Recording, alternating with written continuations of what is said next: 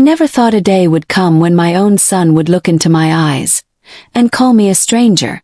Even now, as I sit here, staring at the quiet walls of this old house, his words echo inside me like thunder. You're not my mother anymore. He said it so easily, like those words didn't carry the weight of my entire life. You see, I wasn't always this fragile old woman you see before you. Once I was strong not because life made it easy but because it never did. Every brick of this home was paid for with my sacrifices. Every meal on that table was cooked with my prayers. And yet all of that, all of me, somehow faded from his memory. It all started on a rainy morning, the kind where the sky looks tired of holding its tears. I had woken up early to make him breakfast. Even though he was 35 now, I still cooked for him whenever he visited. It was my way of reminding him that no matter how old he got, he'd always be my boy. But that morning when I knocked on his door, he didn't open it. He just shouted, "Don't come in, Mom. I'm busy." That word Mom still gave me hope. But as hours passed, the warmth in his tone disappeared. By evening, when I walked in with his favorite soup, he looked at me as if I'd crossed a line that couldn't be uncrossed. "Why can't you just respect boundaries?" he snapped. "You always have to control everything. You act like this house belongs to you." I remember freezing in that moment, not because of the words, but because of how cold his eyes had become. I whispered, "It does belong to me, son. I built this home for you, for us." And that's when he said it. "You're not my mother anymore." It felt like the floor beneath me disappeared. I stood there, holding that tray, my hands shaking as the soup spilled on the floor. He turned away, not realizing that with those few words, he had broken something that might never heal again. That night I sat alone on the porch. The rain had stopped, but the world still looked soaked in sadness. I could see the glow from his room's window, the same room where I once read him bedtime stories, where he learned to walk, where I patched his scraped knees. Now that same window was the wall between us. And I kept asking myself why. What did I do wrong? The truth is, there was something I never told him. Something I had hidden for decades. Not because I wanted to lie, but because I thought it was the only way to protect him. You see, love sometimes demands silence. Especially when the truth could destroy the person you love most. Before I tell you that truth, let me ask you something, and please answer me honestly in the comments below. Have you ever loved someone so much that you kept a painful secret just to keep them safe? Because if you have, you'll understand what I did. When he was born, the doctors said it would be a miracle if he survived the first few days. He was so small, so fragile I could hold him in one hand. And when his real mother— No, I'll tell you that later. You need to understand what kind of love grows when you raise a child not from your blood, but from your soul. Every night, I used to sit by his crib, whispering lullabies even when I was too tired to speak. I made promises to the moon that I would protect him, no matter what it cost me. And it did cost me everything.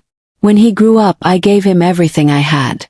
His education, his first car, his first home. I was there for it all. I watched him chase dreams and break hearts and grow into a man I thought I understood. But lately, he'd become distant, cold. There were moments I saw hatred in his eyes, not towards me, but something deeper like confusion. Thought it was stress, work, life, anything but me. But I was wrong. He had started digging through old boxes in the attic. Boxes I'd told him never to open. Inside them were papers, hospital records, photographs. Pieces of a truth I had buried years ago. And when he found them, he pieced together something I never had the courage to say out loud.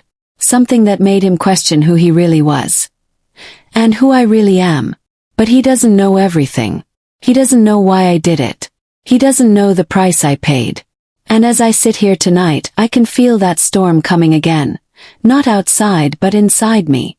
Because soon, he'll learn the rest of the truth.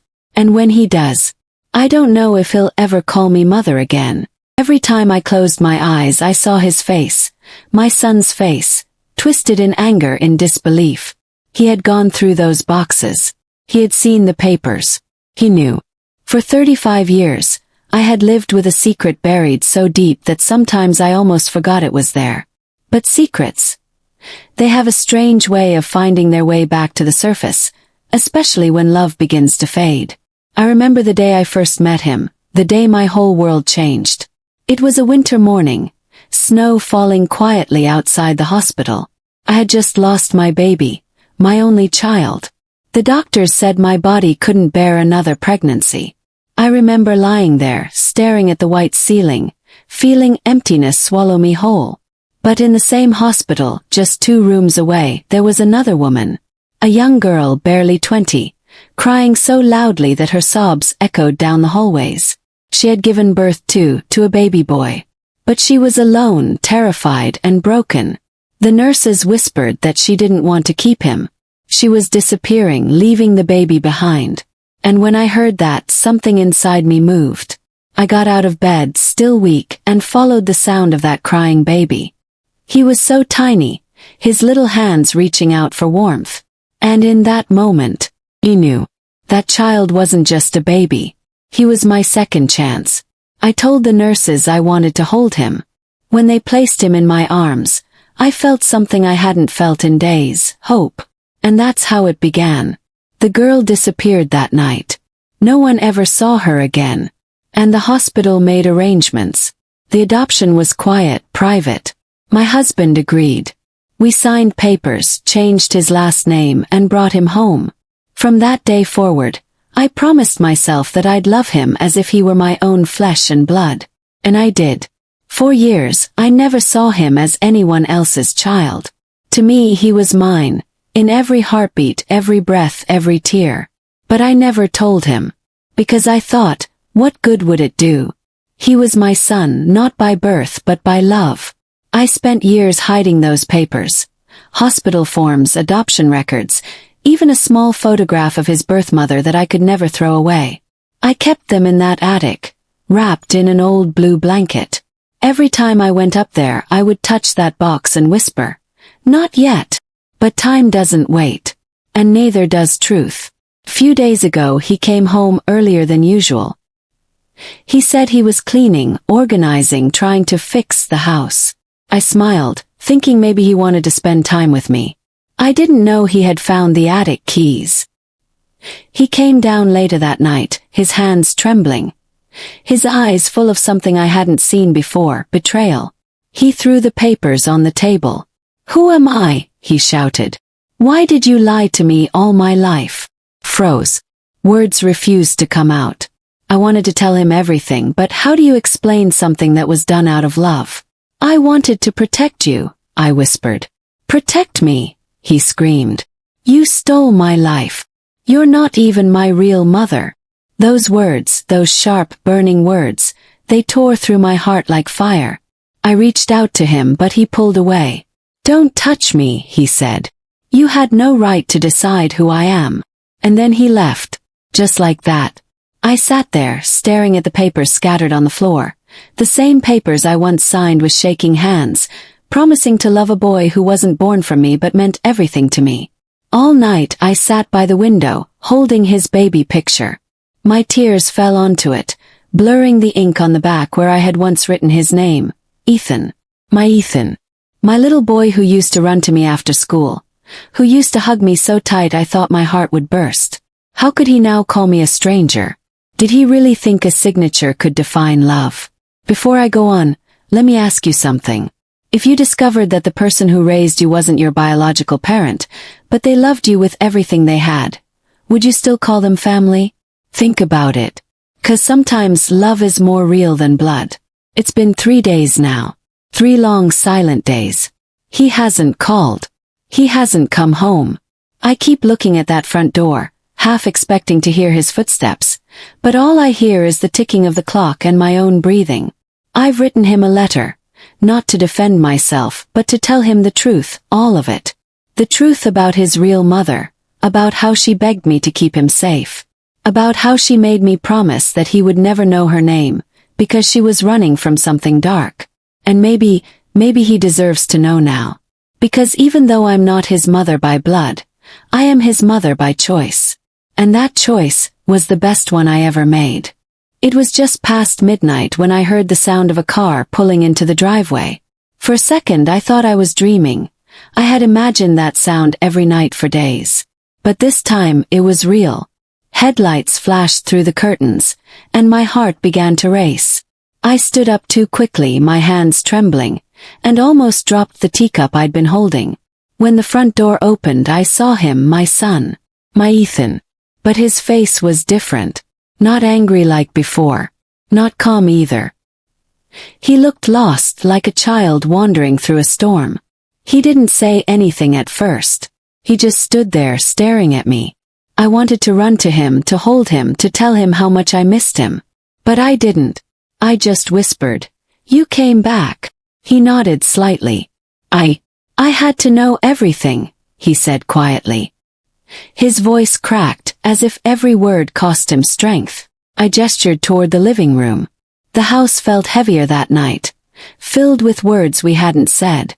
We sat across from each other, the silence stretching between us like an invisible wall. He finally broke it. "Tell me everything, Mom. Please." That word, "mom." It hit me so hard that tears instantly filled my eyes. After everything, he still said it. I took a deep breath. "You deserve to know the truth," I began softly. "But I want you to understand. Everything I did out of love." He nodded. His eyes were fixed on me, searching, trembling. So I told him. 35 years ago, his biological mother was a young woman named Lily. She was only 20 when she gave birth to him. She came to the hospital alone, scared, bruised, and hiding from someone, a man she was trying to escape. He was dangerous. I never knew the full story, only that she feared for her life and her child's. She had nowhere to go, no family, no friends. She told the doctors she couldn't keep the baby, but when she held him for the first time, she couldn't let go. She cried for hours, whispering apologies into his tiny hands. I saw her one night in the hallway, clutching the baby close and whispering, "Please, someone take care of him. Someone better than me." And that someone became me. When she realized I had just lost my baby, she came to my room. Her eyes were red, her voice trembling. She said, "You look like someone who understands pain." I didn't answer, I couldn't. Then she held out her son, you Ethan, and said, "If I disappear, promise me you'll protect him. Never tell him who I am. Let him have a real life. A safe one." Promised her. It was the hardest promise I've ever made, and the one that changed everything. The next morning she was gone. All she left behind was a small photograph of herself holding baby Ethan, and a note that said, "Thank you for giving him the life I can't." When I finished telling him, Ethan sat completely still. His face was pale, his eyes glistening. "You mean my real mother wanted this?" he asked softly. "She did," I said. "She loved you enough to let you go. And I loved you enough to never let you feel like you'd been abandoned." He looked down, his voice shaking. "I thought you lied because you were ashamed of me." My heart broke at that. Ashamed. Ethan, you were the light that saved me. You gave me a reason to live when I thought I'd lost everything. He pressed his hands against his face, trying to hide the tears, but they came anyway. "I didn't know. I didn't know any of this," he whispered. "I said terrible things to you." I reached across the table and touched his hand. "You were hurt. You had every right to be angry. But I never stopped being your mother. Not for a single second." He looked up at me, eyes wet, and asked, "Do you still have that picture? Of her?" I nodded and went to the cabinet. From a small wooden box, I took out that faded photograph, Lily holding baby Ethan, smiling through tears. He held it gently, as if afraid it might crumble in his hands. "She looks like me," he said softly. "Yes," I whispered. "You have her eyes." He kept staring at the picture, then back at me. "Did you ever try to find her?" I sighed. "I did for years. But she vanished. The address she gave the hospital was fake. The phone number was disconnected. Sometimes I wonder if she's still out there, watching you from afar, proud of the man you've become." He smiled sadly.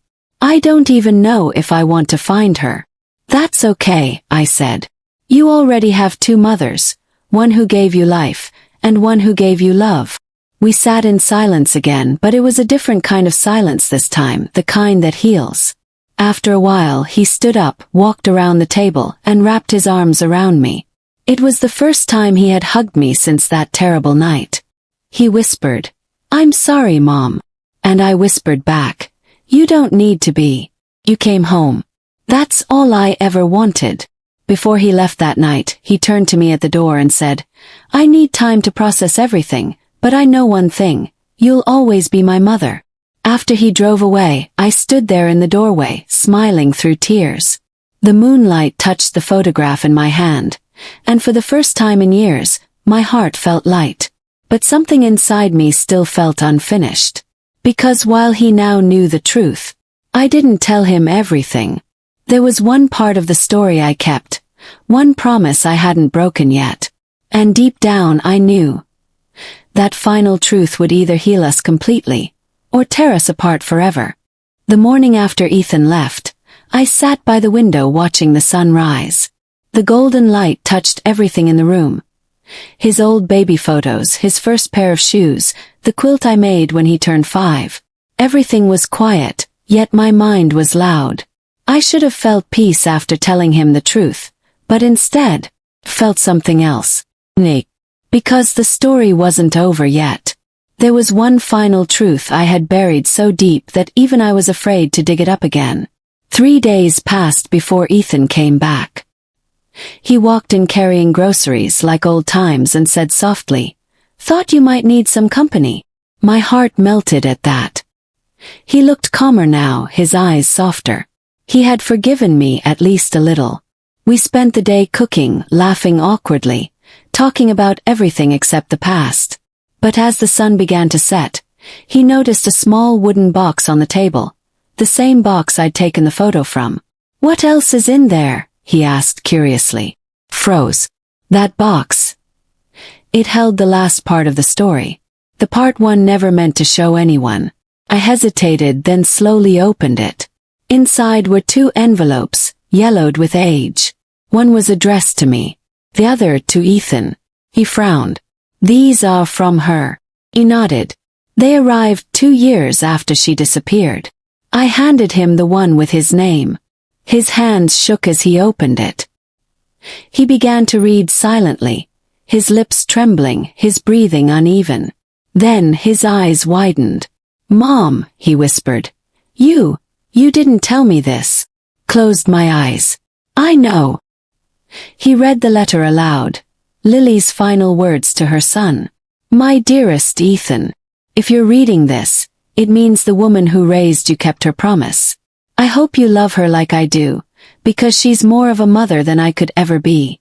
But I need you to know something. The man I ran from was your father. He hurt me, but when I looked at you I saw him, and I saw beauty.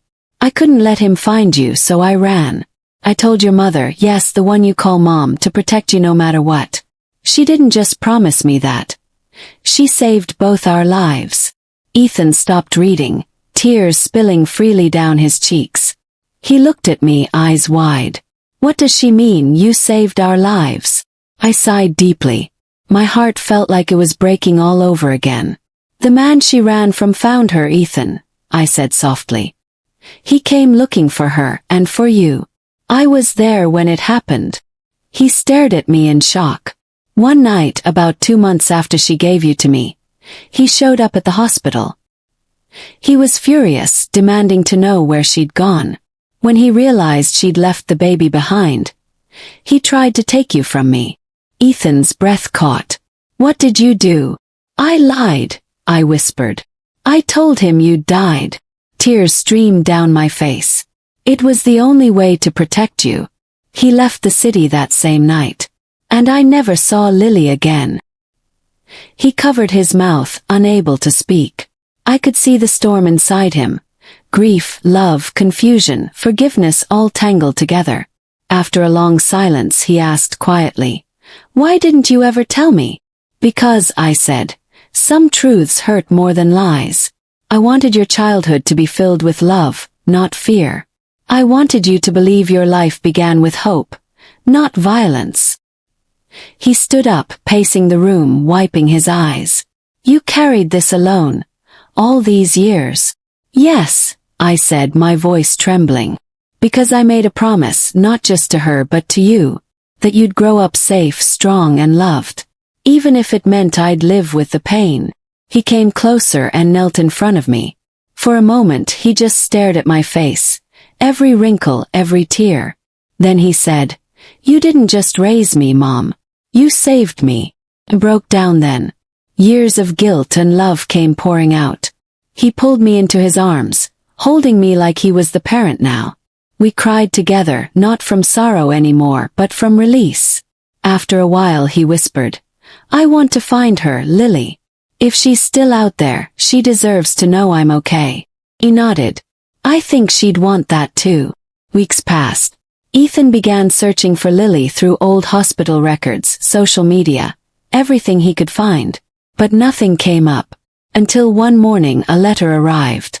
It was addressed to Ethan and Margaret, my name. Inside was a short note. "You don't know me, but I knew Lily. She passed away 3 years ago. Before she died, she spoke of a woman who raised her child as her own. She said that woman was her angel. I thought you should know. She never stopped loving you." Ethan read the letter silently, then handed it to me. Neither of us spoke for a long time. The room was quiet but peaceful. Finally he said softly, "So she's gone?" He nodded. "Yes. But her love isn't." He smiled faintly. "She was right. You really were my angel." I tried to speak but my voice broke. He hugged me again and I felt the warmth of his forgiveness, his gratitude. It was the moment I'd prayed for all my life. That night, as he sat beside me watching old home videos, I looked at him and whispered, "You know, Ethan, love isn't about blood or birth. It's about the heart that stays, even when everything else fades." He smiled through tears and said, "Then you'll always be my real mother." I held his hand tightly, my heart full. The secret that had haunted me for decades was finally free. And for the first time in years I slept peacefully, knowing my son knew the truth, and that our love had survived it all.